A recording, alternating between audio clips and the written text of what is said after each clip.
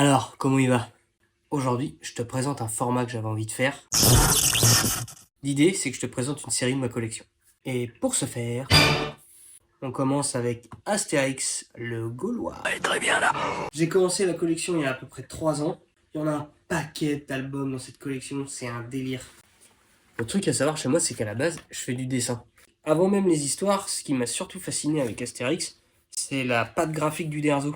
Que ça soit Astérix, Obélix, c'est jamais réellement le même visage. Et ça, pour le coup, ça donne vraiment un style unique et iconique à la première BD. Et puis quand même, à la base, les histoires, ça reste des satires sur chaque pays ou chaque culture que vont rencontrer nos héros. Toujours traités avec beaucoup d'humour. C'est nos deux Gaulois à nous. Rassurez-vous, Madame Bourdelle, c'est français, c'est la police française. Personnellement, j'ai adoré la grande majorité des albums. Que tu passes de Astérix le Gladiateur au Cadeau de César, en passant par le bouclier Arverne, et ben dans tous les tomes, tu vas retrouver des références historiques datant de -50 avant Jésus-Christ ou alors carrément de l'époque de Goscinny et Uderzo. Dans l'album La Zizanie, tu vas retrouver une caricature d'un des centurions romains qui ressemble comme deux gouttes d'eau à Lino Ventura. En gros, si tu veux, c'est un peu le Jean du Jardin, quoi. Non, je ne crois pas, non. Après, c'est surtout les 24 premiers tomes que je trouve vraiment excellents.